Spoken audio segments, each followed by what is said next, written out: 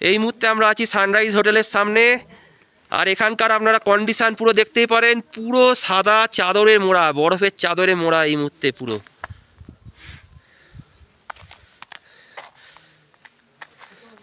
গত দুদিন ধরে অবিরাম তুষারপাত হয়েছে এখানে।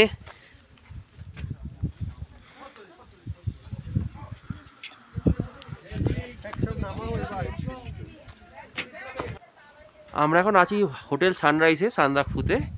এই হচ্ছে হোটেল সানরাইজের সামনেটা।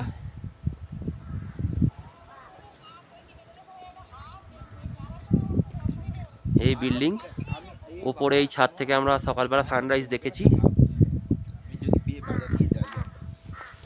সানরাইজের সামনেটা পুরোটা একদম বরফে মোড়া এখন এই মুহূর্তে।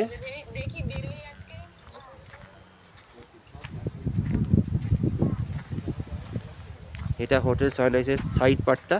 প্রচণ্ড পিচ্ছিল রাস্তাটা, এখানটা বরফ পড়ে একদম প্রচণ্ড পিচ্ছিল হয়ে গেছে, হাঁটা যাচ্ছে না।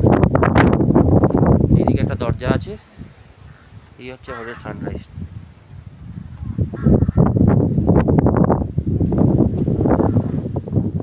ঠিক হোটেল সানরাইজের একদম সামনে থেকে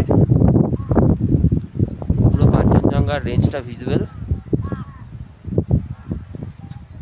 হোটেল সানরাইজ যে জায়গাটায় আমরা আছি, এই জায়গাটা নেপালে, এই জায়গাটা নেপাল। আর ঠিক আমি সামনের দিকে নিয়ে যাচ্ছি। এই যে সামনে যে পোর্শনটা পুরো দেখা যাচ্ছে, যে সামনে সবুজ সবুজ শেডের যে বাড়িগুলো সব দেখা যাচ্ছে, এই রাস্তা দেখাচ্ছে, এই পুরো অঞ্চলটা আবার ইন্ডিয়ার আন্ডারে। এরপর থেকে আবার ইন্ডিয়া শুরু হয়ে যাচ্ছে। আর আমরা এই দিকটায় আছি, জাস্ট এই রাস্তা থেকে উপরে উঠে এলেই এই যে পোর্শনটা, এটা পুরো আবার নেপালের আন্ডারে।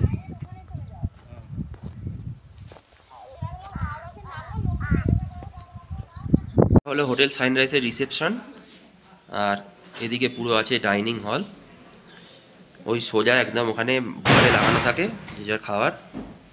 আর এদিকে সিঁড়ি আছে, উপরের দিকে যে দোতলায় ঘর আছে সেগুলো যাওয়ার। ছিমছাম, খুব সুন্দর সাজানো গোছানো। যারা ডাইরেক্ট সানরাইজ হোটেল সান্দাকফু বুক করতে চান, তারা এই আমি কার্ডটা দেখাচ্ছি, এখানে ফোন নাম্বার পেয়ে যাবেন। অনলি হোয়াটসঅ্যাপ মেসেজ করে এখানে আপনাদেরকে কন্ট্যাক্ট করতে হবে। এরা কিন্তু কল রিসিভ করে না, ক্লিয়ারলি বলে দিয়েছে। এই নাম্বারে হোয়াটসঅ্যাপ করলে ওরা পুরো ডিটেলস আপনাদেরকে পাঠিয়ে দেবে। সেই অনুযায়ী আপনারা ঘর চুজ করে আপনারা অ্যাডভান্স করে বুকিং করতে পারবেন।